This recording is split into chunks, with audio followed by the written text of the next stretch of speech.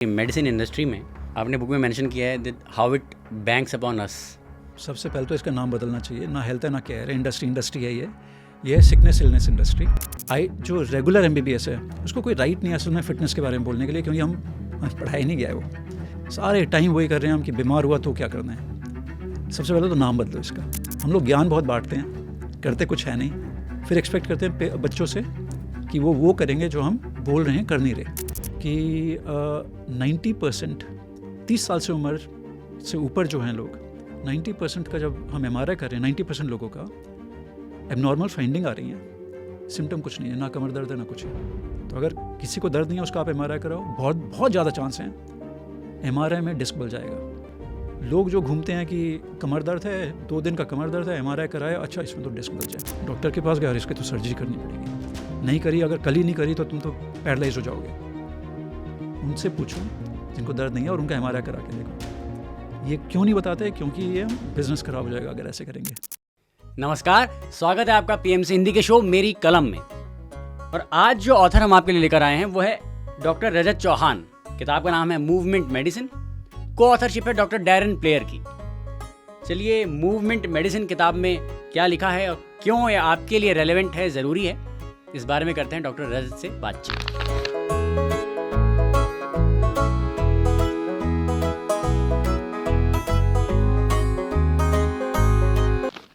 शुरू करें? नमस्ते रजत सर। नमस्कार जी। आप दौड़ के आए हैं? नहीं, पर आज सुबह दौड़ा था मैं। मूवमेंट मेडिसिन, दौड़ने का सवाल क्योंकि आपने इसमें रनिंग मेंशन किया है। बहुत प्यारी किताब लिखी है सर आपने और डैरन जी ने। Thank you. इसके बारे में बात करते हैं आज। बिल्कुल। सबसे पहले मूवमेंट मेडिसिन, इससे मुझे मेडिसिन से याद आया, हम प्लेस करते थे जब स्ट्रीट प्ले करता था मैं, नुक्कड़ नाटक, तो मेडिसिन, सिन यानी पाप, SIN हम उस तरीके से हमने एक प्ले किया था वर्ड प्ले के साथ। तो ये मूवमेंट मेडिसिन टाइटल को थोड़ा समझाइए, वाई दिस टाइटल?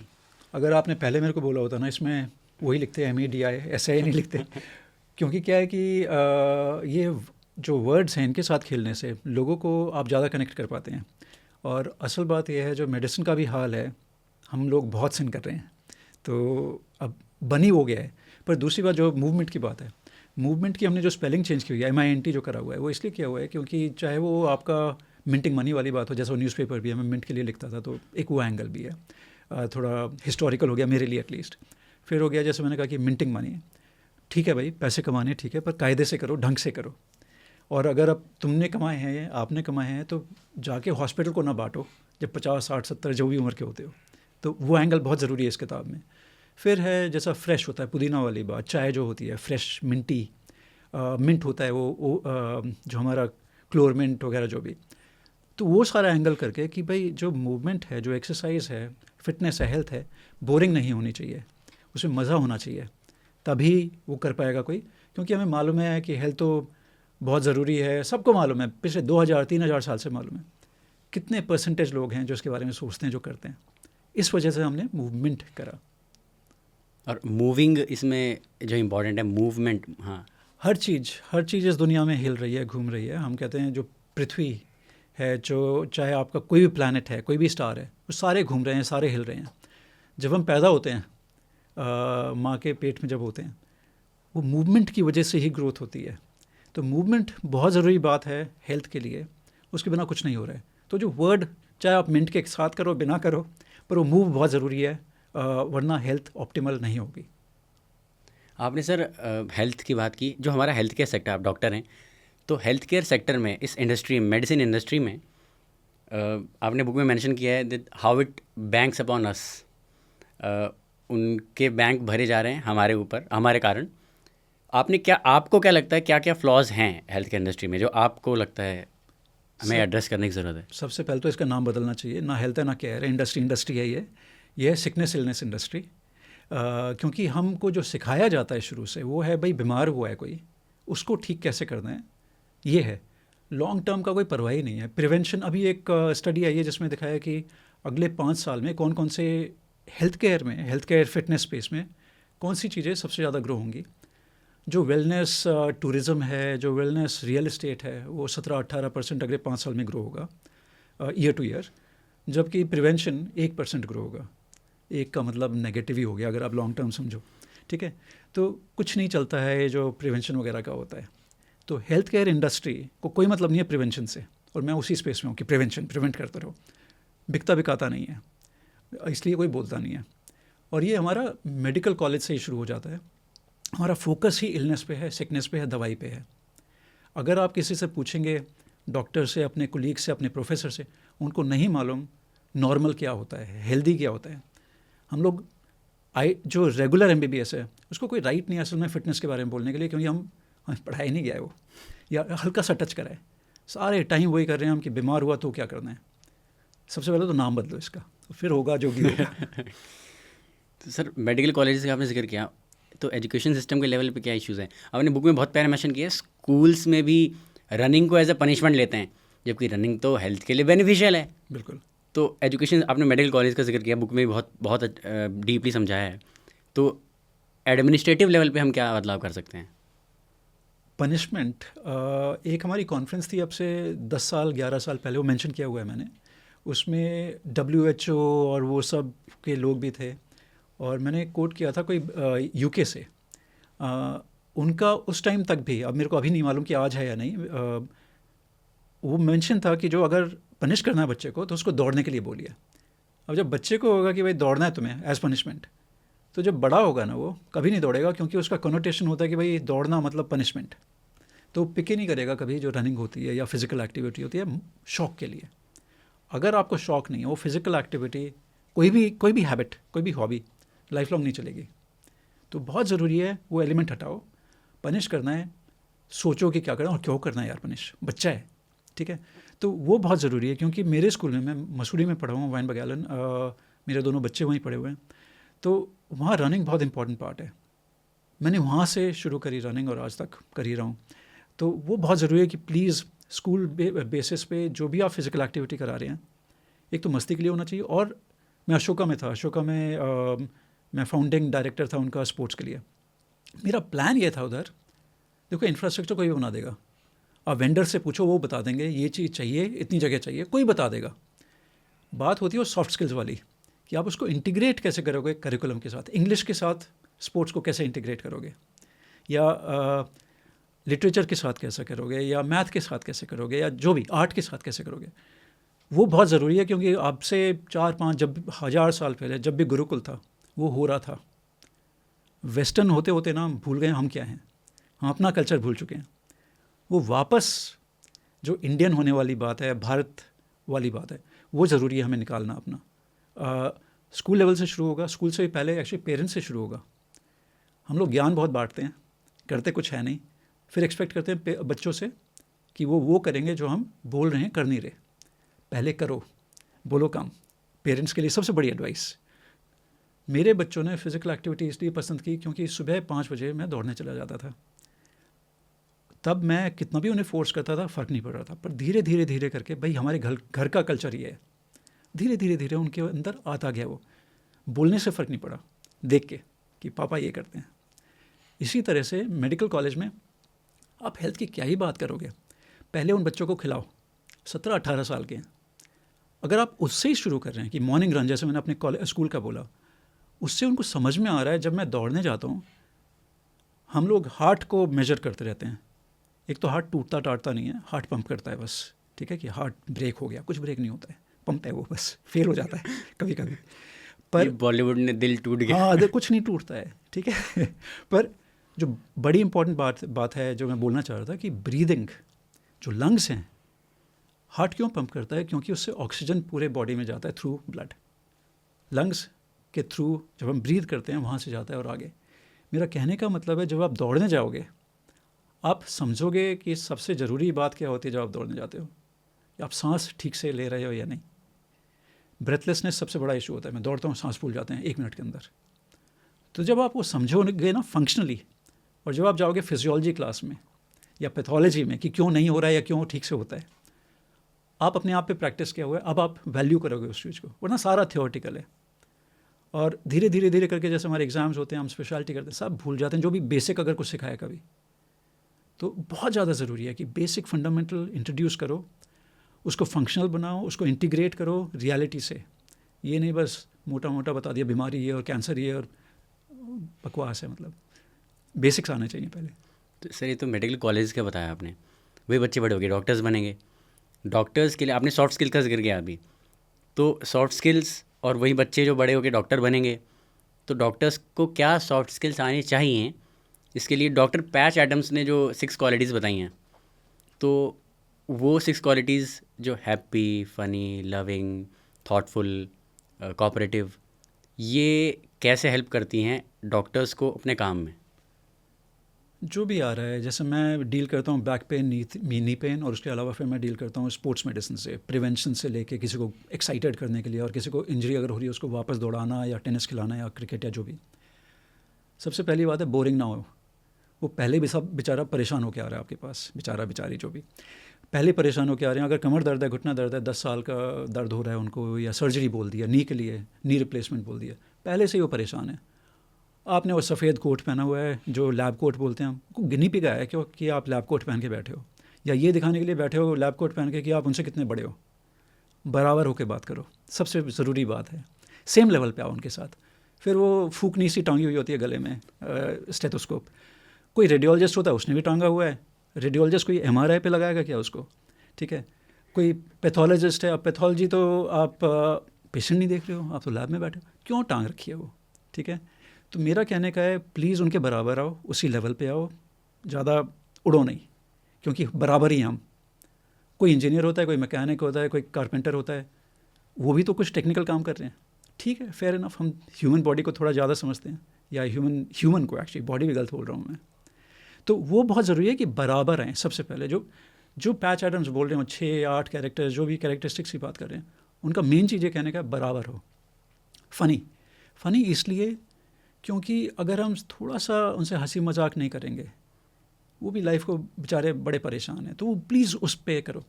जो सबसे इम्पॉर्टेंट बात डॉक्टर पैच एडम्स ने बोली, एम्पैथी की बात करी उन्होंने। हो क्या गया है, जब हम लोग मेडिकल कॉलेज जाते हैं, हम किसी भी डॉक्टर से एक्सपेक्ट करते हैं कि एम्पैथेटिक होगा। मेरे को दर्द है तो हाथ पकड़ के, हाँ भाई मैं ठीक कर दूंगा, तुम ठीक हो जाओगे। दादी वाली बात होती है ना, दादी दादा वाली बात, कि उनसे बैठ के आधी बीमारी ख़त्म हो जाती है।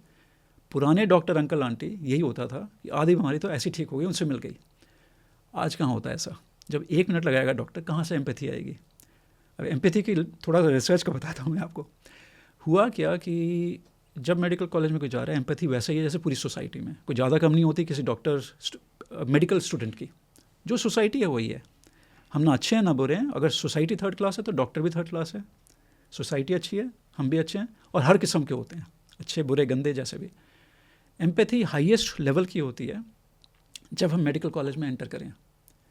नेक्स्ट ईयर थोड़ा और नीचे हो गया, क्योंकि बड़ा स्ट्रेस्ड आउट है अपने आप ही, एग्ज़ाम क्लियर करने हैं, ये सब होने। उससे अगले साल और कम हो गई। जब आप MBBS ख़त्म कर रहे हो, यहाँ से आपकी एम्पैथी शुरू हुई थी, यहाँ आ गई है अभी तक। ठीक है, तो बहुत ऊपर शुरू हुआ था और बहुत नीचे आ गया। अब उसमें प्रॉब्लम क्या हुई है, आप एक्सपेक्ट करते हो डॉक्टर से एम्पैथी अच्छी हो, उल्टा हो गया है। अगर आप नॉन क्लिनिकल सब्जेक्ट कर रहे हो, पैथोलॉजी वगैरह जो भी लैब रिलेटेड, एक्सरे, रेडियोलॉजी वगैरह, आपकी एम्पैथी बेस्ड ऑन रिसर्च, मैं अपने आप नहीं कह रहा और अपने एक्सपीरियंस के हिसाब से ही सिर्फ नहीं बोल रहा, रिसर्च बेस्ड, उनकी एम्पैथी सबसे कम है, क्योंकि वो क्लिनिकली डील ही नहीं कर रहे पेशेंट से, लोगों से। ठीक है, फिर आ गए सर्जिकल जो भी आपकी फील्ड्स हैं, और फिर आ गए फिजिशंस। जबकि फिजिशियन की एम्पैथी सबसे अच्छी है, जहाँ से उन्हीं की शुरू हुई थी, उससे करीब आधे से भी कम हो जाती है बाय द टाइम वो पेशेंट देखना शुरू कर रहे हैं। ठीक है, ये वाला जो कैरेक्टरिस्टिक है, ये सबसे ज़्यादा ज़रूरी है। और तो सब चलता है, वो भी ज़रूरी हैं सारे, पर क्योंकि अगर यही नहीं होगा, एम्पैथी नहीं होगी, क्या फ़ायदा कि आप टॉपर थे, गोल्ड मेडलिस्ट थे, फ़र्क नहीं पड़ता है। काफ़ी दोस्तों से मिला हूँ, बहुत अच्छे थे मेडिकल कॉलेज में, हालत बदल गई है उनकी सबकी। लाइफ हर किसी का ऊपर नीचे होता है लाइफ में। तो एम्पैथी, हर दिन हम लोगों को सुबह उठना चाहिए और शीशे में देख के हंसना चाहिए सबसे पहले, और अपने आप को कम सीरियसली लेना चाहिए, और कहना चाहिए एम्पैथी के क्या हाल है, क्या हम परवाह करते हैं किसी भी चीज़ की। ये बहुत ज़्यादा ज़रूरी है, फिर हो जाएगा सारी चीज़ें, और हो ही जाएंगी, कुछ ना कुछ हो ही जाएगा। तो सर इसमें एम्पैथी के इसमें मुझे याद आया, क्या इसमें मुझे ये लगता है कहीं ना कहीं हमारी सोसाइटी का, मीडिया, बॉलीवुड, फिल्म इंडस्ट्री का भी रोल है, क्योंकि मुन्ना भाई MBBS मेडिकल हिस्ट्री पे बनी हुई मूवी, उसमें लर्निंग दी गई कि पेशेंट्स के साथ अटैच मत हो जाओ, क्योंकि फिर जब वो जाएंगे या तो हॉस्पिटल से या दुनिया से, तो आपको पेन होगा, दुख होगा। तो यहाँ कंपैशन को बहुत बड़ा अपने पोर्शन कवर किया है बुक में। डॉक्टर गूगल इतना कंपैशनेट नहीं है, वो हर चीज़ को एक्सट्रीम में ले जाके बोल देते हैं। क्या एक्सट्रीम्स तक हमारे प्रोफेशनल डॉक्टर्स, ह्यूमन डॉक्टर्स भी जाते हैं? हर किस्म के हैं। तो इससे पहले मैंने एक बुक लिखी थी, द पेन हैंडबुक, जिसमें था कि non surgically back pain, knee pain, neck pain को कैसे ठीक कर सकते हैं आप अपने आप समझ के। उसमें क्लोजिंग में मैंने एक बात लिखी थी अपनी मम्मी के बारे में। तो मैंने एक बार ऐसी सिचुएशन में था, हर पेशेंट अगर आए और आप ज़्यादा कनेक्ट होते हो और पेशेंट फिर इम्प्रूव ना हो या ज़्यादा उसकी तबीयत बिगड़ जाए और आपको अगर वो फील होता है तो आपको इमोशनली ना बड़ा मुश्किल होता है। तो मैंने कहा यार तो बड़ा मुश्किल हो रहा है, मैं ऐसे कैसे कैसे कंटिन्यू करूँगा, ये थोड़ा ना कि हर दिन मैं घर हूँ और मैं रहूँ, ऐसे तो चल लिया काम। तो मम्मी से पूछा भाई क्या करूँ इसका। उन्होंने कहा बिल्कुल नहीं बदलना है, इसी वजह से तुम अलग हो औरों से। तो ये कि अटैचमेंट से ये होता है सब बेकार की बात है। प्लीज़ कनेक्टेड रहो जैसे भी उनके साथ हो, क्योंकि फिर तुम उन्हें समझ पा रहे हो। जब उनके जूतों में तुम हो, उनकी कुर्सी पे तुम बैठ के समझ पा रहे हो उनकी बात, मेडिसिन ना भी आती हो, बेसिक्स भी कुछ आते हो, बहुत अच्छा काम तो तुम वैसे कर रहे हो, क्योंकि वो सब भूल गए हैं। तुम ऑलरेडी औरों से बहुत अच्छे हो गए हो उसी एक वजह से, कंपैशन की वजह से। तो ये कभी ना छोड़ो। तो ये जो बात होती है ना अटैच ना हो, हमें भी सिखाया गया ये बिल्कुल गलत है, ये नहीं होना चाहिए सब। बिल्कुल अटैच हो, क्यों ना हो, क्यों ना हक करो। जो मुन्ना भाई MBBS में कमियां निकाल सकते हैं हम टेक्निकली कि नहीं ये चीज़ गलत है, ये वो है, पर जो मोटा मोटा जो उसकी झप्पी वाली बात है, क्यों ना भाई, क्यों ना हो, क्या प्रॉब्लम है पेशेंट को टच करने में। जब हम हाथ मिलाते हैं, छोड़िए कि हग हो ना हो, जब हम हाथ मिलाते हैं, बड़ा बेसिक चीज़ है जो मैं जनरली करना चाहता हूँ हर पेशेंट से। आप फील कर सकते हो आप रैपो बिल्डिंग कर रहे हो। मेरे को चिंता है आपकी, मेरे को परवाह है आपकी, ठीक है। मैं कमर दर्द देखता हूँ, अब कमर दर्द में कोई आएगा, और जो भी इसको अभी देख रहा है इस प्रोग्राम को हमारे, जब किसी को कमर दर्द हुआ है, कितनी बार डॉक्टर ने आपकी कमर को हाथ लगाया है, कितनी बार डॉक्टर ने वो कमीज उठाई है और देखा कि दर्द कहाँ है। ऐसे उठाने से कुछ ऐसा नहीं हो रहा है कि आपकी बीमारी मेरे ऊपर आ रही है एकदम, पर वो कॉन्फिडेंस कितना बढ़ रहा है इस एक्ट से कि शर्ट ऊपर करिए और देखा है भाई यहाँ दर्द होता है। और कई बार ऐसा भी होता है जब हम शर्ट देखते हैं, और ये बड़ा बेसिक फंडामेंटल चीज़ है मेडिसिन का, इंस्पेक्शन बहुत ज़रूरी होता है, जो हमें पहले साल MBBS पहले महीने में ही सिखाया जाता है। कौन सा भी डॉक्टर देख रहा है आज, नहीं देखते, 2 मिनट के अंदर ख़त्म, दवाई लिख दी। तो जब हम वो शर्ट ऊपर करते हैं, जब हम हिलाते हैं, थोड़ा कुछ करते हैं, पेशेंट को विश्वास आ रहा है आप में, तो बहुत ज़्यादा ज़रूरी है। तो कहने को तो ठीक है कंपैशन वगैरह, पर कितना कनेक्टेड है एक्चुअली एंड रिजल्ट में, तो वो बहुत ज़रूरी है। सर जो आपने स्टेथोस्कोप की बात की थी ना, हायरार्की और हम तुमसे ऊपर हैं, और वो जो एक गैप आ गया है, तो अगेन आपकी बुक में डॉक्टर पैच एडम्स ने उसमें जो आपने कोट किया कि हेल्थ केयर इंडस्ट्री को इसमें इसके डेमोक्रेटाइजेशन की ज़रूरत है।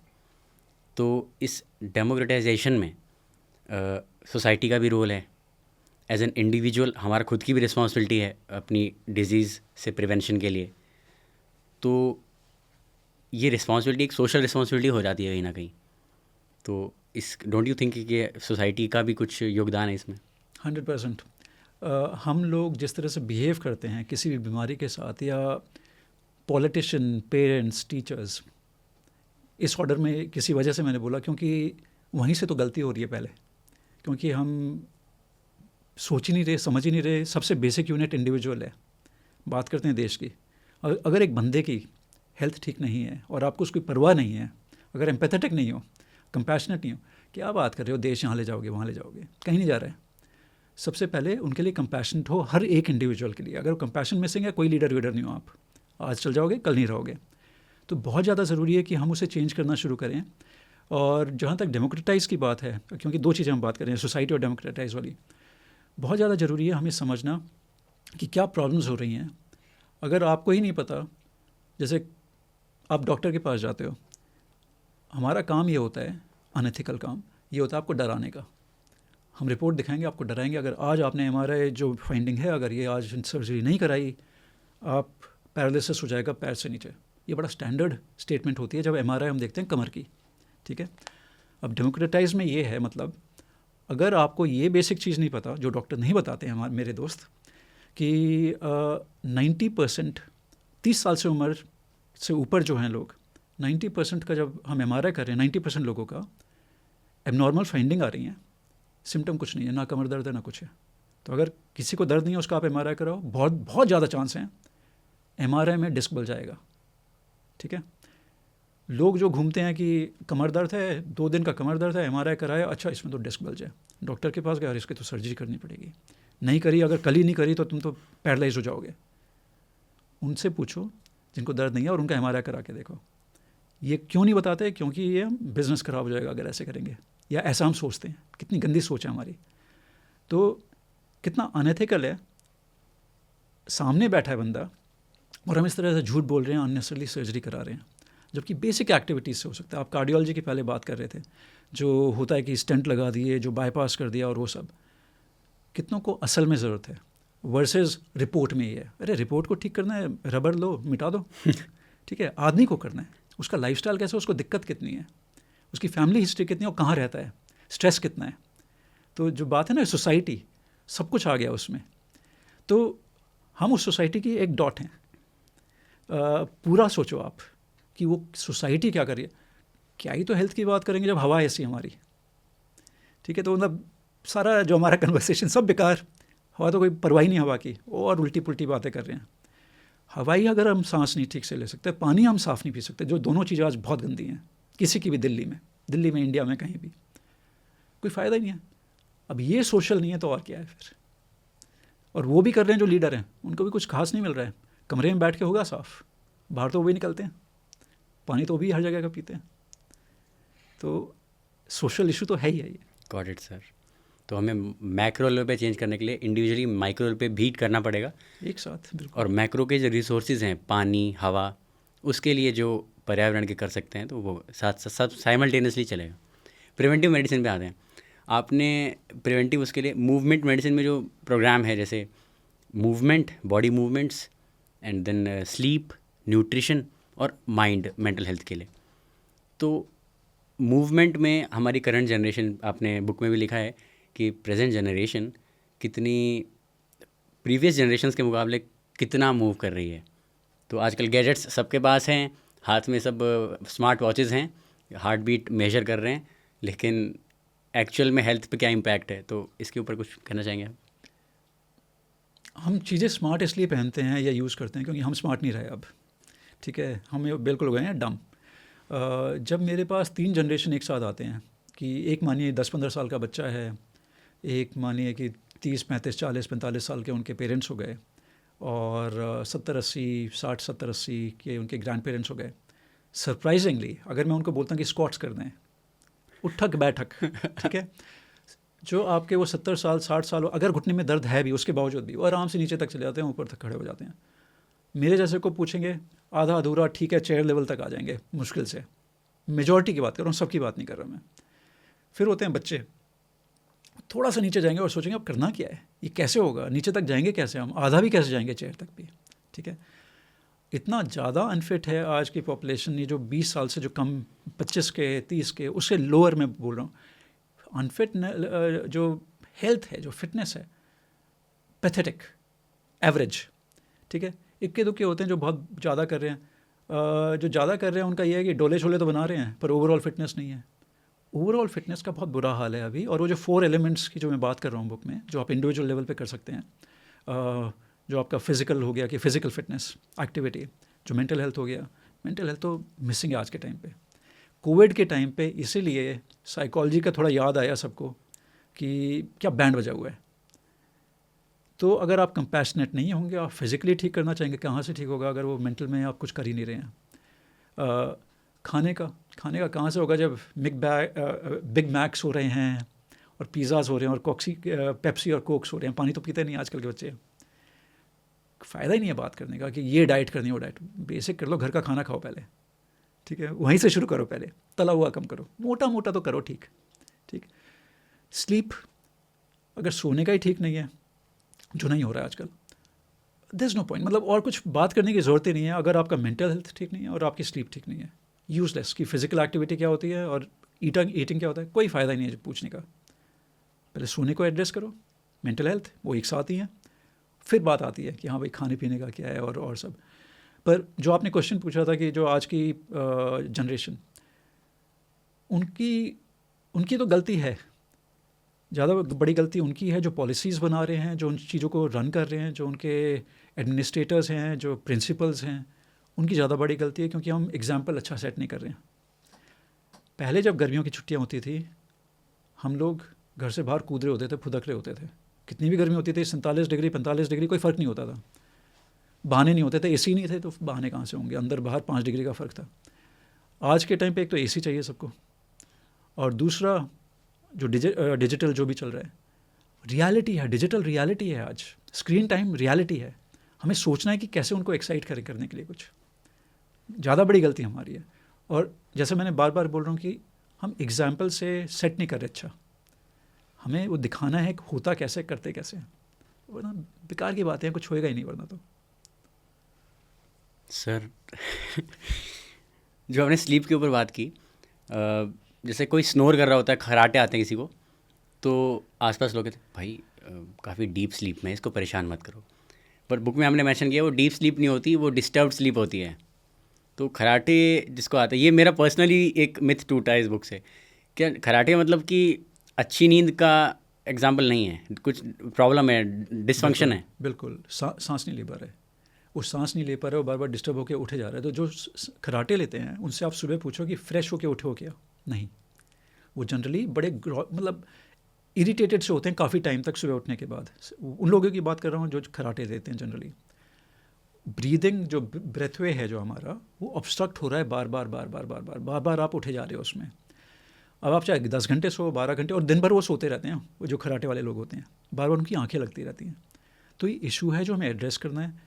एक बड़ा बेसिक सा है, किसी एक्सपर्ट के पास भी ना जाइए शुरू में। तो क्या आप सांस ठीक से ले पा रहे हो या नहीं, ठीक है, क्या आप बैठे बैठे सांस लेते हो या नहीं, ठीक है, वेट कितना है आपका, कि वज़न कितना है। अगर हम इन्हीं 2-3 चीज़ों को अगर ठीक से करेंगे, सोने का पोजीशन किस तरह से है, तो उसी से काफ़ी फ़र्क पड़ेगा। अगर आप बेसिक सा समझते हो, आज के टाइम पे ये फील्ड बहुत बड़ी हो गई है जो स्लीप की फील्ड है अपने आप में ही। अगर खराटे कोई ले रहा है, प्लीज़, कुछ तो क्या है कि बड़ा बेसिक से वैसे ही ठीक हो जाएंगे 70-80%, जो बहुत मोटी मोटी चीज़ें होती हैं। पर अगर ज़्यादा आपको हेल्प करने की, मतलब हेल्प चाहिए, आज के टाइम पे एक्सपर्ट्स हैं जो उसको केटर करते हैं। जैसे मैंने कहा, दोबारा रिपीट कर रहा हूँ, अगर फिज़िकल फिटनेस ठीक नहीं है ना, अगर आप ज़्यादा फैट है बॉडी में, ठीक है, तो उसमें ज़्यादा इशू होगा आपको। तो प्लीज़ पहले वो ना भी करके अपना थोड़ा फिज़िकल एक्टिविटी इंप्रूव कीजिए, थोड़ा खाना इंप्रूव कीजिए, उसी से फ़र्क पड़ना शुरू पड़ेगा। ज़्यादातर खराटे कौन लेते हैं? जो थोड़े से ओबीस होते हैं, जो मोटापा ज़्यादा होता है। तो मेरा कहने का कि मेजॉरिटी तो ऐसे ही एड्रेस होने लगेगा। पर जैसे मैंने कहा कि स्लीप एक्सपर्ट्स हैं आज, प्लीज़ उनसे कंसल्ट कीजिए, उनसे पूछिए क्या बेसिक्स हमें करना चाहिए। Because deprivation of sleep is the next pandemic. It already is.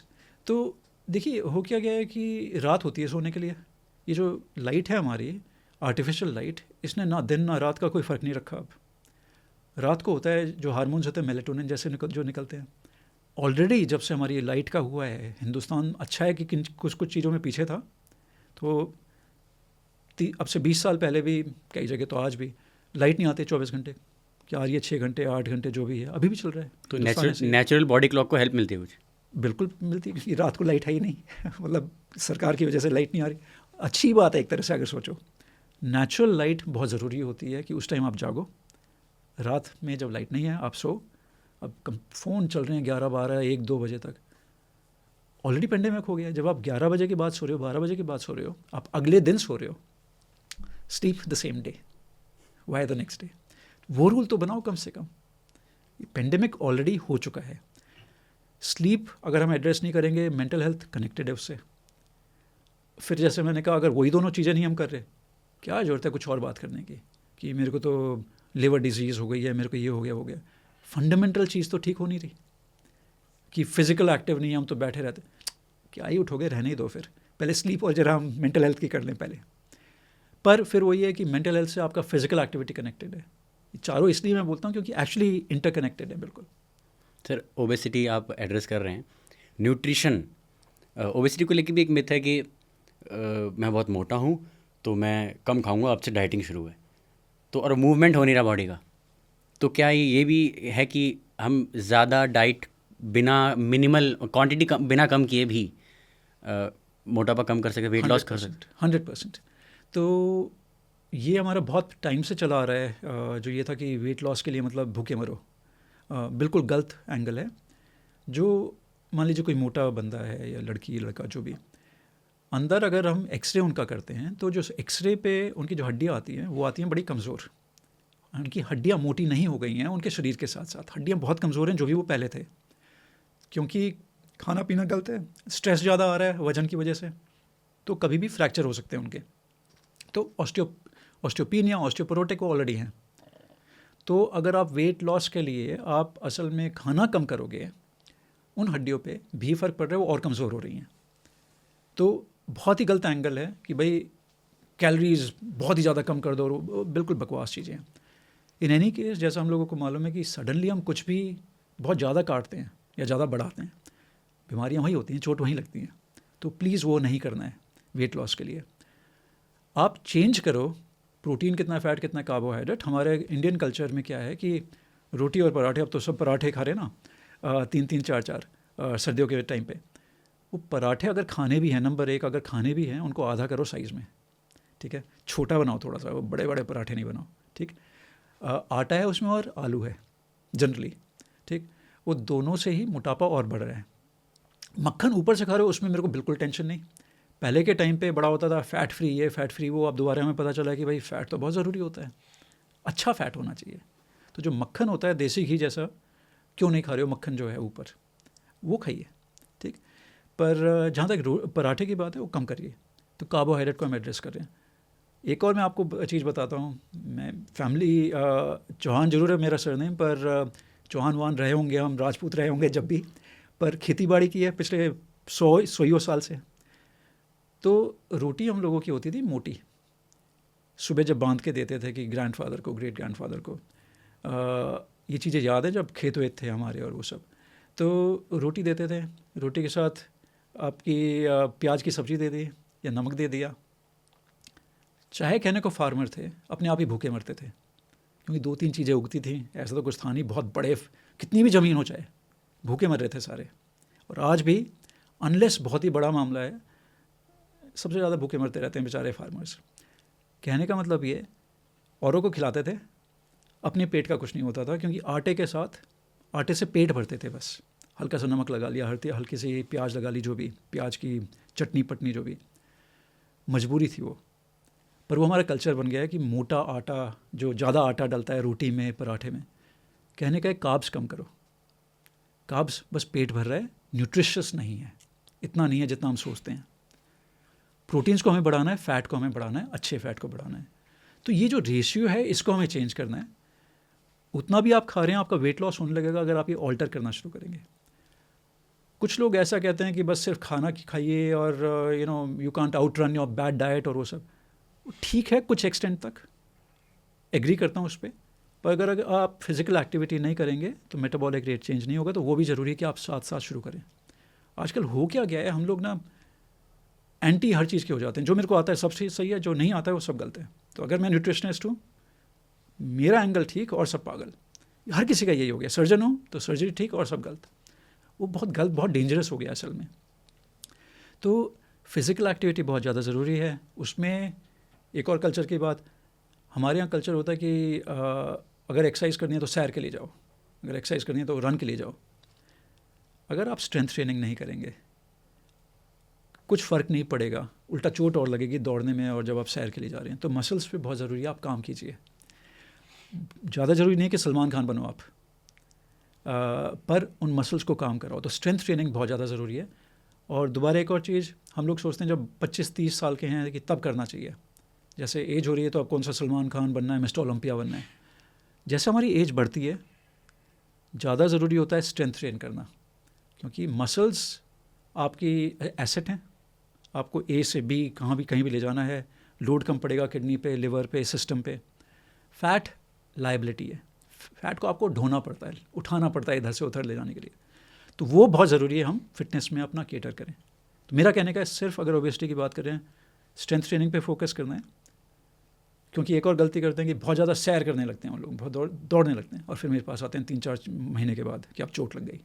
क्योंकि जिम में सब वेट लॉस प्रोग्राम्स में कार्डियो स्ट्रेंथ ट्रेनिंग, जिम जा रहे हो और स्ट्रेंथ ट्रेनिंग नहीं कर रहे, रोड पे कर लो यार, पार्क ही चले जाओ, पैसे बचा लो अपने, क्या बेकार में जैसे कोई चूहा होता है ना, हैमस्टर होता है, वो उस पर व्हील पे घूम रहा है, क्या कर रहे हो? और टीवी आगे चला रखा है। आइडिया क्या होता है जब आप सैर कर रहे हो कि बेसिकली जितना भी अच्छा इन्वायरमेंट है, अब हवाई भी जब मैं कह रहा हूँ कि अच्छी नहीं है, पर फिर भी घर से बाहर निकलो, कमरे से बाहर निकलो, ये जो आपके चैनल पे चिल्लाते रहते हैं सारे, उन सब की थोड़ी कम सुनो, उससे 1 घंटे कम से कम अपने आप से कनेक्ट करो, वो बहुत ज़्यादा ज़रूरी है, वो हम भूल गए हैं। ज़्यादातर जब पेशेंट मेरे पास आते हैं, मैं समराइज़ करता हूँ, मैं सेशन लेता हूँ करीब पौना घंटा 1 घंटा पेशेंट के साथ, वो कहानी सुनाते हैं, शेरलॉक होम्स की तरह उनकी कहानी सुनता हूँ मैं, ठीक है। वो कहानी अपनी सुनाएंगे, कई बार वो 50वें मिनट में कुछ बताएंगे, कई बार 40वें मिनट में कुछ बताएंगे, और फिर मैं समराइज़ करता हूँ, आपने ये बोला था और जो आप बोल रहे हो उसी के बेसिस पे ये इसका सॉल्यूशन है। हम सुनते ही तो नहीं अपने, आजकल रिएक्शन करते हैं पर सोचते नहीं हैं, सुनते नहीं हैं। आधी बीमारी तो वहीं ठीक हो जाएगी अगर आप अपने आप ये करोगे, डेमोक्रेटाइज दोबारा से, वहीं से तो शुरू होता है। हमारी गलती है क्योंकि हम 3, 5, 10 मिनट देते हैं पेशेंट को जनरली। तो प्लीज़ अपने आप को वैल्यू करो इन चीज़ों के लिए। ओबेसिटी की हम बात कर रहे थे अब ये, तो अगर आप यही नहीं समझ रहे कि कितना बड़ा, अगर आप सो नहीं रहे ढंग से तो आपकी ओबेसिटी बढ़ रही है, अगर आप स्ट्रेस्ड हैं तो आपकी ओबेसिटी बढ़ रही है। तो सिर्फ न्यूट्रिशन आंसर नहीं है। अगर सोसाइटी में आप इस तरह से रह रहे हो कि आप बड़ी टॉक्सिक रिलेशनशिप में हो, सुबह शाम गाली पड़ रही है या आप किसी को गाली दे जा रहे हो, कहाँ से ठीक होगे यार? वही गोल मटोल रहोगे पृथ्वी की तरह। तो बहुत ज़रूरी है, उसको एड्रेस करो आप। जी सर, न्यूट्रिशन में अभी सीरियल्स पे बात हो रही थी, तो आजकल मिलेट्स को लेके बहुत अवेयरनेस फैल रही है। हाँ, क्या मिलेट्स हेल्पफुल होते हैं? बिल्कुल है, मिलेट्स हेल्पफुल है। मैं एक्चुअली दूसरी बात कहना चाहूँगा मिलेट्स का, आजकल तो खैर मालूम ही है सभी को। कॉर्नफ्लेक्स, ब्रेकफास्ट हो गया था कॉर्नफ्लेक्स। कॉर्नफ्लेक्स शुरू कहाँ से हुए हैं? कॉर्नफील्ड से, जो यूएस में है। कब से? वर्ल्ड वॉर 1 सब डूब रहा था, क्या करना था? अच्छा, अब सबको बिजी रखना है, कॉर्नफ्लेक्स, कॉर्न्स की फील्ड वो करो, एग्रीकल्चर करो। कहीं भी आप जाओ कॉर्न्स की वहाँ एग्रीकल्चर हो रहा है आपके यूएस में। अब हो रहा है, उनको मार्केट चाहिए। अमेरिकन तो बहुत बढ़िया है ना चीज़ें बेचने के लिए, कुछ भी वहाँ होता है वो बेच सकते हैं। तो कॉर्नफ्लेक्स हुए शुरू वहाँ से। जैसे मैं आपको आटे की बात बोल रहा हूँ, उसी तरह से उससे कहीं ख़राब कॉर्न्स होते हैं, जो हम बड़े खुशी खुशी पॉपकॉर्न्स, ये पॉपकॉर्न्स हैं, पॉपकॉर्न बकवास होता है। थोड़ा बहुत ठीक है, ऐसा नहीं होता कि वो डब्बे भरे जाओ, जो बड़े डब्बे आते हैं जब आप PVR वगैरह जाओ, तो वो ना खाओ, इतना ना खाओ। ऊपर से वो और जो उसमें चॉकलेट और पता नहीं क्या क्या भरते हैं। छोटा लेना है अगर लेना भी है तो। पर अभी एविडेंस आया जा रहा है कि जो आपके कॉर्नफ्लेक्स हैं कि कैंसर, उसका कनेक्ट पता चले जा रहा है कि एक्चुअली तो बहुत डेंजरस चीज़ है। तो मेरा कहने का, मिलेट तो एक अच्छी चीज़ हो गई, पर जो आपको नहीं 100% खाना चाहिए, ये जो कॉर्नफ्लेक्स हैं बंद करो। जापान में बैन करे जा रहे हैं कुछ कुछ ब्रांड्स को इसी वजह से, ठीक है। तो वो बहुत ज़रूरी है हम एड्रेस करें कि क्या हो रहा है। तो मिलेट्स का रोल, पर कॉर्नफ्लेक्स ज़्यादा।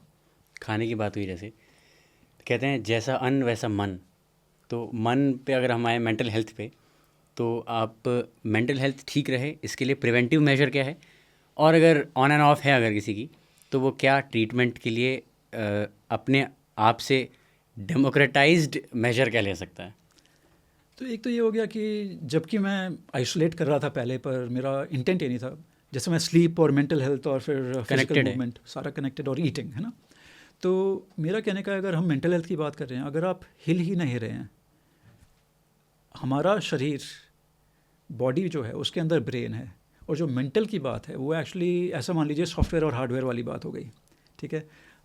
ये ठीक है कि हमारा कंप्यूटर है, वो तो हार्डवेयर है, बॉडी फिजिकल, पर जो सिस्टम चला रहा है वो तो मेंटल है ना। तो माइंड सिर्फ इधर नहीं है, आप ऐसा सोच लीजिए, थोड़ा और बड़ा स्पेस हो गया उसका, या ऑरा जो आपका हो गया, उस तरह से मान लीजिए, ठीक है। तो मेंटल हेल्थ बहुत ज़्यादा ज़रूरी है, और उसके साथ साथ अगर आप बॉडी ठीक नहीं होगी, वही कि टेम्पल मानिए अपनी बॉडी को, अगर वो टेम्पल ही ठीक नहीं है, माइंड कहाँ से ठीक होगा? तो फिज़िकल एक्टिविटी का बहुत इंपॉर्टेंट रोल है उसके लिए। मैं अलग तरह से देखता हूँ ये जो मेंटल हेल्थ वाली बात होती है। हमारी लंग्स होती है रिब केज के अंदर। अब रिब केज का क्या है कि एक तो बड़ा फैसिनेटिंग टर्म यूज़ करते हैं हम, रिब केज। अब रिब केज क्यों होता है कि वो प्रोटेक्ट करेगा लंग्स को। ये तो बड़ा अच्छा हुआ जो प्रोटेक्ट कर रहा है, पर वो केज के अंदर डाल के, तो सभी को केज के अंदर डाल देते हैं, सारे प्रोटेक्ट हो जाएंगे। तो जब पोस्चर हमारा आता है ना, आगे झुके हुए होते हैं, तो वो लंग्स की मूवमेंट और कम होती है। जब ऐसे झुके हुए होंगे वो लंग्स एक्सपैंड नहीं करेंगे। तो एक तो टर्म होना चाहिए shield rather than rib cage, तो टाइट हो रहा है ऐसा। पर उससे क्या हो रहा है, जब आप सांस ठीक से नहीं ले पा रहे, मैं क्यों बता रहा हूँ ये, क्योंकि जब आप सांस ठीक से नहीं ले पा रहे, आपका जो ऑक्सीजन है वो हार्ट में नहीं जा रहा है, ब्रीदिंग ठीक नहीं हो रही, ऑक्सीजन हार्ट में नहीं आ रहा, हार्ट बार बार पंप करे जा रहा है, तो आपके हार्ट रेट बढ़ रहा है, आपका ऑक्सीजन यहाँ नहीं पहुँच रहा जो ब्लड के थ्रू ब्रेन में, तो कहाँ से थिंकिंग राइट होएगी जब आप सीधे नहीं बैठते हो और सांस ठीक से नहीं ले रहे हो। तो कहने का मेरा मतलब है, जो फिज़िकल और मेंटल का हमने एकदम साइलोज में कर दिया है ना, कि ये मेंटल ये फिज़िकल, वो बहुत गलत किया है। सांस सीधा मेंटल से कनेक्टेड है। फिर वही वाली बात है, जो हमारा कल्चर है इससे सुंदर हो ही नहीं सकता। प्राण और प्राणायाम, प्राण और प्राणायाम कनेक्टेड एकदम, जो वर्ड्स ही हैं इतने सुंदर हैं कि मज़ा आ जाता है सुन के। हम कहीं आगे थे आज के रिसर्च से, और हम अपना भूल गए, और अब जब अमेरिकन आके बताता है तो लगता है वाह भाई वाह, कितनी बढ़िया बात बताई इसने।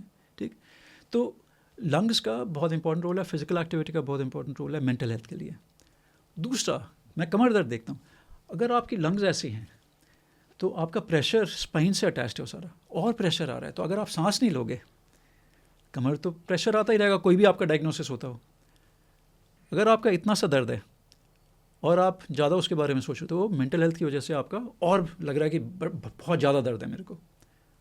तो जो मेंटल हेल्थ के लिए मैं चीज़ें बोलता हूँ, मैं उनको ज़्यादा, क्योंकि बहुत सारे गुरु हैं आजकल जो अलग अलग चीज़ बोल रहे हैं, कुछ हैं जिनको पता है, बहुत सारे हैं जिनको नहीं पता है ये क्या बोलना चाह रहे हैं। लोगों को वो चीज़ें चाहिए जो कर सकते हैं, ये नहीं कि अच्छा 15 मिनट मेडिटेशन करो, क्या करो, ध्यान लगाओ। और जब किसी को आप कहते हो ना ध्यान लगाओ, उसी एक चीज़ पे ध्यान नहीं होता है, और हर जगह ध्यान होता है, एवरेज पर्सन एटलीस्ट शुरुआत में। तो मेरा बहुत बेसिक सा होता है, मेरा होता है कि भाई आप लेटो या बैठो, सांस लेने आपको, लंबा सा सांस लो। जब आप सांस ले रहे हो 4 सेकंड तक गिनो, और 4 सेकंड गिनने हैं, 4 नहीं गिनने हैं। 4 गिनना हो गया, 1 2 3 4 सेकंड होता है, 1 2 3 4, बड़े लंबे होते हैं सेकंड। तो उतनी देर तक आपने सांस लिया, 2 सेकंड रुकिए, और 4 सेकंड में दोबारा ब्रीद आउट कीजिए। फोकस करना है उस गिनती पे। अगर मेट्रोनोम चाहिए, फ़ोन पे मेट्रोनोम आता है जो बीट्स आता है कि 60 सेकंड्स पे अपना लगा के उसके सेकंड सुनो, और सुनो कि सेकंड कितना लंबा होता है, उसके हिसाब से आप करो। तो ऑलरेडी क्या हो रहा है, जब आप 1 मिनट के लिए वो करोगे ना, और सिर्फ वो ब्रीदिंग और वो टिक टिक टिक पे आपको फोकस करना है कि टिक टिक टिक, उस पर फोकस करना है। ऑलरेडी जब आप वो कर रहे हो, आपका ध्यान वहाँ लग रहा है जो मैं बता रहा हूँ, और सब बंद हो गया अब। और जाइए उसमें तो आप उल्टा काउंटिंग कर सकते हो, 99 98 97। अब क्या हो रहा है, क्योंकि आपने कभी करा नहीं है, पूरा ध्यान उसी में रहेगा कि रिवर्स काउंटिंग क्या होती है। वो भी एक्सपर्ट हो गए हो तो डिविजिबल बाय 3, अब 99 हो गया, 96 हो गया, 93 हो गया, फिर सोचोगे भाई 80 में कौन सा नंबर होगा। ठीक है, तो कहने के लिए कि बेसिकली ऐसी चीज़, थोड़ी सी उनको चीज़ दो जो थोड़ा सोचना पड़े उन्हें, पर फोकस वहीं हो। ये नहीं कि मम्मी ने आज गाली दी थी, बीवी ने आज खाना नहीं दिया, बॉस से लड़ाई हो गई, हाँ बॉस से लड़ाई हो गई, गाड़ी जब चला रहा था तो किसने मार दिया, वो ना सोचो, उस चक्कर में ना पड़ो। ऐसा कोई उनको ट्रिक दो, कंसंट्रेशन, फोकस करो उस पर। ठीक है, और मिनट 2 मिनट 3 मिनट सिंपल सा रखो, ज़्यादा लंबा चौड़ा ना बताओ। मैं दौड़ने की बातें करता हूँ जनरली, अब मैं सीधा ही अगर कहूँ कि 42 किलोमीटर, पहले 10 मीटर तो बताया नहीं मैंने क्या करना है, बात कर रहे हैं 42 की, वो कैसे होगा। तो मेंटल हेल्थ का और जो मेडिटेशन का है, हमें ब्रेक डाउन करना पड़ता है, बहुत ही बेसिक फंडामेंटल जो कोई भी कर पाए। अब क्योंकि हम मूवमेंट मेडिसिन की बात कर रहे हैं, मैं दौड़ाने की बात करता हूँ लोगों को, अगर आप ब्रीदिंग ही ठीक नहीं कर रहे बैठ के या लेट के, दौड़ के कोई कोई जादू होगा कि ब्रीदिंग अपने आप ठीक हो जाएगी। तो सारा वो कनेक्टेड हो जाता है फिर, और सारे में मेंटल हेल्थ आई गई। सर बहुत अच्छा बताया आपने। और अभी जब ब्रेथ के प्रति अवेयरनेस के बारे में बता रहे थे, और जब आपने बोला ना the body is our temple, तो ये मेरे जिम में भी यही कोट है, तो इससे मुझे पत्री जी की बातें आ गई। वो भी ये कहते हैं देह ही देवालय है। अभी सर फीमेल हेल्थ के बारे में बात करते हैं। वैसे हम दोनों मेल हैं बात करने वाले, बुक में आपके को ऑथर भी मेल हैं, तो फीमेल पर्सपेक्टिव होना बहुत ज़रूरी है। तो इसके लिए आपने बहुत सारी गायनेक जो हैं फीमेल डॉक्टर्स उनको बहुत कोट किया है। तो एक तो जब बात न्यूट्रिशन की आती है, अपने आसपास मैं देखता हूँ लड़की है रूरल एरियाज़ में स्पेशली ज़्यादा उनके न्यूट्रिशन पे ध्यान नहीं दिया जाता है। राइट नाउ मैं अपने आसपास फॉर नाउ जो अर्बन एरियाज़ में देख रहा हूँ, PCOS PCOD बहुत बहुत बड़ा सिंड्रोम है। एक ऐसा फैक्टर, एक ऐसा एलिमेंट है जो 4 लड़कियों से मिल रहा हूँ, एक पक्का उनमें से PCOS पॉलीसिस्टिक ओवेरियन सिंड्रोम या डिजीज़ है। तो again apart from physical movement, meditation या माइंड मेंटल हेल्थ और न्यूट्रिशन और स्लीप, लाइफस्टाइल में क्या चेंजेस कर सकते हैं जिससे ये विमेन बचे हैं, मतलब preventive measure specially? Polycystic ovarian disease, polycystic syndrome, तो इसमें क्या है, D और S का फ़र्क है, डिजीज़ और सिंड्रोम का हो गया, वो कुछ नहीं, उनमें ज़्यादा सोचने का नहीं है। इसमें होता क्या है, एक तो पीरियड्स जो हो रहे हैं लड़की के वो टाइम पे नहीं हो रहे हैं, बहुत पेनफुल हो रहे हैं तो, और दूसरा जो बहुत बड़ा होता है वो हो गया हेयर, क्योंकि जो आपका हार्मोन्स है वो चेंजेस हो रहे हैं, डिसबैलेंस, इम्बैलेंस्ड, बिल्कुल इम्बैलेंस्ड। तो जैसे बाल हो गए इस जगह, ठीक है, तो वो बहुत ज़रूरी है कि हम देखते हैं कि क्या चेंजेस आ रहे हैं इस तरह से। फिर होता है कि इनफर्टिलिटी के साथ ये कनेक्टेड होता है, ठीक। अब ये और पीरियड्स जल्दी आने शुरू हो रहे हैं। बहुत लड़कियों को जो पहले लेट हुआ करता था 10 साल में और 11 और 9 पता नहीं क्या क्या, काफ़ी चेंज आ गए हैं उसमें। ये सारा बहुत ज़्यादा कनेक्टेड है, जो आपका सोसाइटी चेंजेस आ रहे हैं, फिज़िकल इनएक्टिविटी, खाने पीने का, सोने का, जो मैंने कहा नेचुरल लाइट वाली बात है, उससे बहुत फ़र्क पड़ा है। हमारे टाइम पे जब मैं मेडिसिन पढ़ रहा था, किताब में तो लिखे होते थे PCOD PCOS, पेशेंट्स नहीं मिलते थे हमको, तो हमें पता ही नहीं था क्या बात हो रही है। फ़ोटो देखते थे कि हाँ ये बाल हैं लड़की के, तो ये हो सकता है PCOD PCOS, हर दूसरी को है। जैसे आपने कहा 25% तो है ही है, ठीक। तो सॉल्यूशन वही है जो हम बातें करे जा रहे हैं कि मेंटल हेल्थ का हो गया। जब आप मेट्रो में हैं फॉर एग्जांपल, अपना वो सांस लीजिए, ठीक, सांस नहीं ठीक से लोगे तो हर चीज़ को फ़र्क पड़ेगा। बहुत इंपॉर्टेंट बात कोई भी डिजीज़ के लिए समझने की बात यह है कि एक तो डेमोक्रेटाइज हो गया, दूसरा हो गया डीमेडिकलाइज, इन द सेंस कि हर चीज़ के लिए गोली ना पहला सॉल्यूशन बनाओ कि दवाई ले ली। आप वो करोगे तो फिर तो वो शुरुआत हो गई है और वो परमानेंट हो गया, आपको वही सॉल्यूशन चाहिए और उससे कम कुछ होगा नहीं। तो रश ना करो गोलियां खाने के लिए, पहले बेसिक्स ठीक करिए, ठीक। तो इसी वजह से अगर आपकी ब्रीदिंग ठीक हो रही है, आपका खाना ठीक हो रहा है, आपका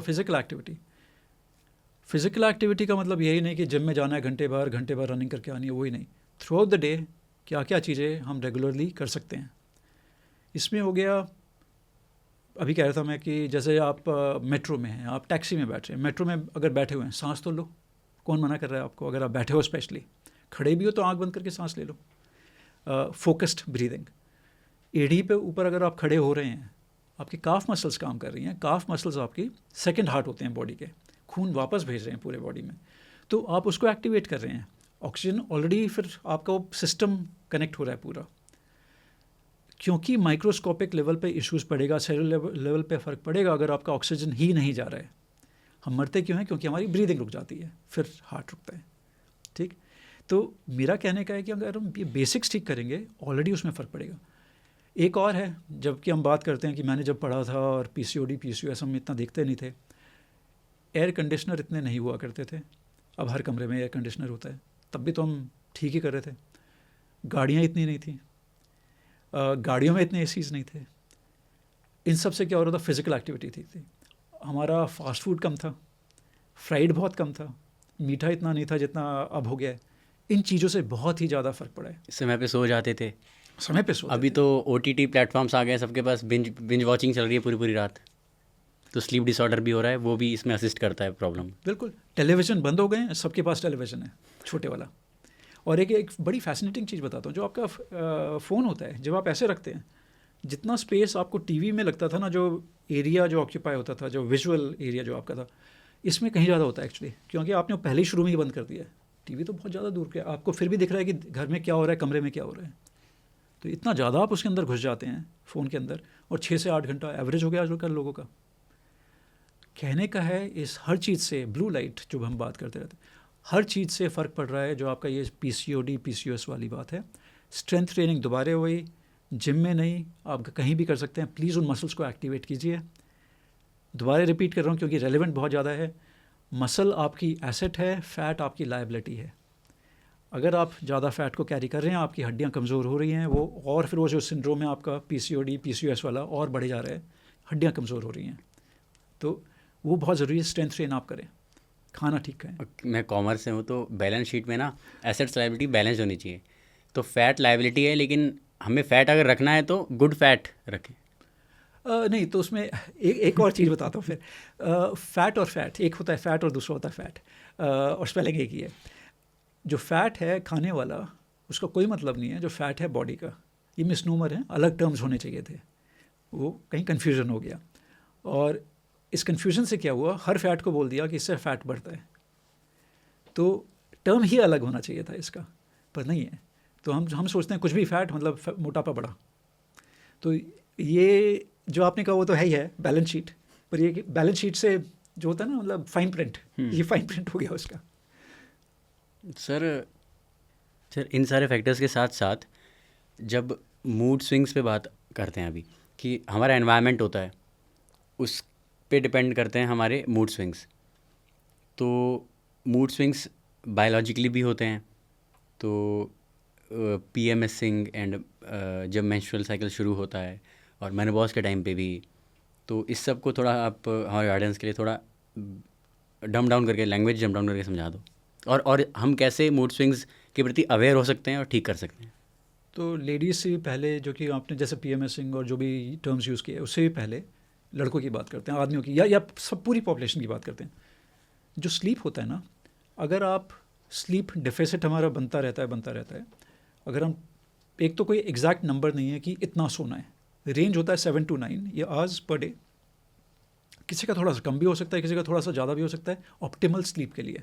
वो हमें फिगर आउट करना पड़ता है, वो पैटर्न्स देख के कि महीना भर 2 महीना भर देख के क्या चाहिए किसी को रेगुलर स्लीप। अगर ये बिल्डअप होता रहता है डेफिशिएंसी, और 30 घंटे के आसपास हो गया, तो क्या होता है, सडनली एक दिन आता है जब वो 30 घंटे हो गए हमारे, किसी को हार्ट अटैक हो गया है, किसी को मतलब थकान हो रही है, समझ में नहीं आ रहा आज हो क्या रहा है, ऐसा लग रहा है जैसे बुखार हो रहा है, काम नहीं कर पा रहे हो, इफेक्टिव नहीं हो, एफिशिएंट नहीं हो। ये हर किसी को होता है जो स्लीप डेप्रिविएशन पे है। समझ में नहीं आता हो क्या रहा है, डॉक्टर के पास जाते हैं, सब सही है, सिंपल सोए नहीं हो ढंग से। तो वो बहुत ज़रूरी है हमें एड्रेस करना, ये स्लीप का जो पॉइंट है। कई बार हम सोचते हैं कि ये तो दौड़ता भी है, खाना भी ठीक से खाता है, उसके बावजूद ये हो गया वो हो गया। सो ठीक से रहे हो या नहीं, बहुत इंपॉर्टेंट बात है, और ये सबके लिए है। जैसे मैंने कहा, आज हमें ये भी मालूम है, ये सिर्फ हार्मोन्स की जो बात है सिर्फ लड़कियों से रिलेटेड नहीं है, लड़कों को भी होता है, अर्ली एज में भी होता है, लेट में भी होता है, 100% होता है। जो अप्स एंड डाउन्स वाली बात होती है, मैंने पहले भी कहा था, जो ओबेसिटी वाली बात थी, या अदरवाइज़ PMS वगैरह भी, जो कोर्टिसोल जैसा हो गया, उससे फ़र्क पड़ता है। ये जब तब निकलता है जब इरिटेशन होती है, मूड स्विंग्स होते हैं, तब आपको होता है, और फ़र्क पड़ता है किस इन एक्टिविटीज़ में। बहुत क्लोजली रिलेटेड है, जो हार्मोन्स का बात है, जो अप्स एंड डाउन्स इमोशंस जो हैं, बहुत क्लोजली रिलेटेड हैं। फिज़िकल और मेंटल को, दोनों को कनेक्ट कर देता है ये। अगर किसी को चोट लगी है, 2 बंदों को एक साथ चोट लगी है और दोनों जुड़वा भाई हैं फॉर एग्जांपल, या बहन, अब एक है जो थोड़ा सा काम रहता है, दूसरा ज़्यादा एजिटेटेड हो जाता है। जो ज़्यादा एजिटेटेड होता है उसको वही दर्द बहुत ज़्यादा लगता है, जो काम रहता है उसको वही दर्द ऐसा लगता है कोई फ़र्क ही नहीं पड़ता है। अब मैं डील करता हूँ back pain, knee pain, neck pain से बहुत ज़्यादा रेगुलरली। उसमें ये बड़ा स्टैंडर्ड है, किसी भी 2 लोगों का दर्द चाहे एग्जैक्टली सेम है फिर भी सेम नहीं है, चाहे MRI में एग्जैक्टली सेम फाइंडिंग्स है फिर सेम नहीं है। तो वो समझना बहुत ज़रूरी है कि इससे बहुत ज़्यादा फ़र्क पड़ता है, और माइंड और बॉडी बहुत ज़्यादा स्ट्रांगली कनेक्टेड है, जो हम अप्रिशिएट नहीं कर पाते। क्योंकि सीधा इससे जो अप्स एंड डाउन्स है ना, वो ऑब्वियसली तो मेंटल हेल्थ की हम बात कर रहे हैं, वो सीधा कनेक्ट होता है फिर कि बॉडी को क्या फ़र्क पड़ रहा है, बहुत क्लोजली रिलेटेड है। और हम लोगों ने बहुत बुरा काम करा है एज मेडिकल फर्टर्निटी। हम लोग बॉडी की बात करते हैं, ह्यूमन बॉडी, माइंड का हम समझते ही नहीं है। बेस्ट जो हम समझे हैं मेडिकल कॉलेज में, जब एक हमारा सब्जेक्ट होता है फॉरेंसिक मेडिसिन। फॉरेंसिक मेडिसिन होता है जो फॉरेंसिक चीज़ों के बारे में, जैसे कोई रेपिस्ट हो गया, सीरियल रेपिस्ट, मर्डरर या कुछ भी, उस सब चीज़ों के बारे में। वहाँ हमने सबसे ज़्यादा साइकोलॉजी पढ़ी है उनके बारे में जिनका दिमाग पहले से टेढ़ा मेढ़ा है, कि वो क्या सोच रहे थे, क्या था। और ये हमें बताने की नॉर्मल साइकोलॉजी क्या है। नॉर्मल साइकोलॉजी MBBS में नहीं पढ़ाते। फिर साइकेट्री पढ़ाते हैं कि भाई दवाई क्या देनी है, ये नहीं बताया कि नॉर्मल क्या होता है, नॉर्मल को और नॉर्मल कैसे करना है, या और काम डाउन कैसे करना है, इसका इफ़ेक्ट क्या होता है डिजीज़ पे, नहीं कराया कुछ। हल्का फुल्का आधा पेज होगा कहीं इधर उधर, बस कहने का है। हम लोग फिर बन जाते हैं एक्सपर्ट, क्योंकि DR आगे लगा रखा है, सफ़ेद कोट पहना हुआ है, हम तो हीरो बन गए हैं, और पीछे ABCD लिखी है हमारे नाम के बाद। फ़र्क नहीं पड़ता है। अगर आपको वो नहीं पता, हाथ उठा के कह दो नहीं पता। न्यूट्रिशन नहीं पता हम लोगों को। न्यूट्रिशन हमारे यहाँ ऐसा ट्रीट करते हैं जैसे कोई रिजर्वेशन टाइप का हो ना, जैसे ज़बरदस्ती आ गया हो उधर, उस तरह से ट्रीट करते हैं। जो न्यूट्रिशन की बात होती है, नहीं पता हमें, उतना नहीं पढ़ाया गया जितना होना चाहिए था। तो मेरा कहने का है, अगर हमें नहीं मालूम, हमें हाथ उठा के कहना चाहिए हम किसी एक्सपर्ट की ज़रूरत है जो इस फील्ड का है, उसके पास जाइए अगर इसके बारे में करना है। एक बहुत बड़ी गलती करते हैं हम लोग, जो सब्जेक्ट हमें नहीं पता हम उसको कहते हैं बकवास है। प्लीज़ अगर नहीं पता पूछो जिनको पता है, ये ना कहो। आपने बुक में ड्रॉपिंग देयर ईगोज बहुत मेंशन किया, बहुत ज़रूरी। मेरे को नहीं मालूम रामायण महाभारत सच हैं झूठ हैं रिलीजियस हैं, वो सब ठीक है, मुझे नहीं मालूम कि माइथोलॉजिकल है या नहीं। अगले दिन कैसे लड़ते थे वो लोग, छोड़िए आप महाभारत रामायण, पृथ्वीराज चौहान, ये तो हिस्टोरिकल चीज़ें हैं। कैसे वो लड़ने जाते थे, क्या लेप लगाते थे, कैसे वो फिट हो जाते थे दोबारा से, कुछ तो था ही हमारे कल्चर में जो ठीक कर रहे थे हम लोग। ये तो ऐसा नहीं ना कि सब कुछ ही बस अब इन गोरों ने बताया हमें। इन गोरों ने हमारा सारा ख़राब करा है, कुछ चीज़ें ज़रूर दी हैं, ख़राब ज़्यादा करा है। तो ये बहुत ज़रूरी है हम बैलेंस आउट करके रखें कि हम नया क्या सीख रहे हैं और पुराने को सब कुछ ना खो दें। उनसे जो अच्छा ले सकते हैं वो लेना है। इंडीड बिल्कुल है, डेफिनेटली अच्छी चीज़ें हैं, पर अपना ना भूलो, अपना बैकग्राउंड ना भूलो, रूट्स पे रहना है। Got it sir. न्यूट्रिशन का एक्चुअली एक बहुत इंपॉर्टेंट एंगल है। कुछ फार्मूला नहीं है पूरे ग्लोब के लिए कि ये ठीक डाइट होती है। एक जो बहुत इंपॉर्टेंट चीज़ हमने सीखी है ये है कि कल्चरली और जोग्राफिकली क्या चीज़ यहाँ पैदावार होती है जिसकी, वो खाओ भाई। ये नहीं कि हर चीज़ जो एवोकाडो क्योंकि वो कहीं और पैदा होता है तो वो ज़्यादा अच्छा है। यहाँ क्या होता है, ठीक ही थे हम, लड़ भिड़ रहे थे सभी से, ठीक ही कर रहे थे, कितने ही पतले थे पर कुछ तो कर ही रहे थे। ठीक, तो कहने का है कि प्लीज़ उसको भी ऑप्टिमाइज़ कीजिए। मिलेट्स जो आप बात बोल रहे हैं, कुछ तो है ही उसमें, अब कितना है वो फिगर आउट करना है। ये भी नहीं कि बस मैजिकल क्योर है हर चीज़ के लिए, रामबाण है सब चीज़ों के लिए मिलेट्स, ऐसा भी नहीं है। उसके लिए हमें ध्यान रखना चाहिए कि ओवर करेक्शन ना करें किसी भी चीज़ के लिए।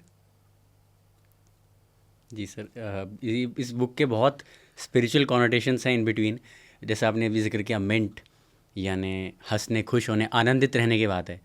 तो परमहंस योगानंद, स्वामी विवेकानंद, जितने भी स्वामी जी, ये बाबा ऋषि मुनि रहे, नाम के आगे आनंद लगाते थे, क्योंकि इस ऋषि परंपरा में, संत परंपरा में दे बिलीव कि हाँ उस ब्लिसफुल स्टेट में, उस आनंद की स्थिति में रहना है अब हमें जो बन गए। तो मिंट ये लाइफस्टाइल हमारा था। एक मैं चीज़ बोलना चाहूँगा, विवेकानंद की एक कोट है, उन्होंने कहा है कि अगर चॉइस है आपके पास फुटबॉल खेलने की और गीता पढ़ने की, आप जाके फुटबॉल खेलिए। ठीक है, क्योंकि आप अपने आप से ज़्यादा कनेक्ट हो रहे हैं जब आप फिज़िकल एक्टिविटी कर रहे हैं। तो जो आपने आनंद वाली बात की ना, इसलिए याद आया मेरे को जी। तो वही है, गीता फिर थ्योरेटिकल है क्योंकि आप समझ नहीं रहे गीता कह क्या रही है। सर, आप कोई ऑथर्स या बुक्स हमारे व्यूअर्स को सजेस्ट करना चाहेंगे, रिकमेंड करना चाहेंगे? बिल्कुल, तो एक बुक है हर्षित चौहान की, मेरा बेटा है वो, और इस वजह से नहीं रिकमेंड कर रहा क्योंकि मेरा बेटा है, पर इन डेप्थ मैं जानता हूँ वो जो किताब उसने लिखी है अभी रिसेंटली, अर्ली दिस ईयर, तो कलियुग, अवेकनिंग ऑफ द 10th। फिर हो गया मैन सर्च फॉर मीनिंग, ये विक्टर फ्रैंकल, आज के टाइम पे बहुत ही ज़्यादा सिग्निफिकेंट है क्योंकि जो हो रहा है पैलेस्टीन और इज़राइल और वो सब। और फिर हो गया alchemist, Paulo Coelho, one of मतलब बहुत ही ईजी रीड है, बहुत ही ज़्यादा डीप मीनिंग वाली बुक है। फिर हो गया जॉनथन लिविंगस्टन सीगल, एक्चुअली उनकी मैं एक और भी सजेस्ट करूँगा, रिचर्ड बाक की इल्यूजन्स, बहुत ही अच्छी बुक, बहुत ईजी टू रीड, बहुत डीप मीनिंग वाली। अब जो लास्ट है वो है अनलिमिटेड है जेसन डन, और इसका जो सब टाइटल है वो है the art of being limitless. ये 5 किसी को भी रिकमेंड करूँगा मैं। Thank you so much sir. Pleasure. Sir, हमने डेथ के अराउंड बात की, और डेथ से फिज़िकल बॉडी का एंड होता है। फ़िलहाल हम इस एपिसोड का एंड करते हैं। बहुत बहुत धन्यवाद हमारे साथ जुड़ने के लिए। Thank you so much. Thanks a lot. एक अच्छा सर्जन वो होता है जिसे पता है कि कब सर्जरी नहीं करनी।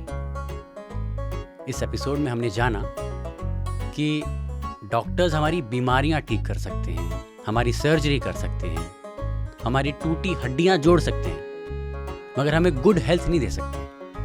हमारा अच्छा स्वास्थ्य खुद हमारे हाथ में है, उसकी रिस्पॉन्सिबिलिटी खुद हमें लेनी होगी। तो जो भी ज़रूरी बेसिक मूवमेंट और एक्सरसाइज है वो कीजिए, प्लांट बेस्ड डाइट लीजिए, मेडिटेशन कीजिए, अच्छी नींद लीजिए। खुद ध्यान करेंगे तो सभी अपने आसपास वालों का भी ध्यान रख पाएंगे। अगर आपने ये एपिसोड टीवी पे देखा तो प्लीज़ हमें यूट्यूब पे भी सब्सक्राइब कीजिए। अगर आप यूट्यूब पे देख रहे हैं तो हमें पीएमसी हिंदी के दूसरे सोशल मीडिया प्लेटफॉर्म से भी फॉलो कीजिए। सायोनारा, आपका प्यारा रमन अभी लेता है विदा, पर मिलेगा दोबारा किसी नए लेखक, नई किताब के साथ, उनके ज्ञान और उनके अनुभवों के साथ। तब तक के लिए देखते रहिए पीएमसी हिंदी।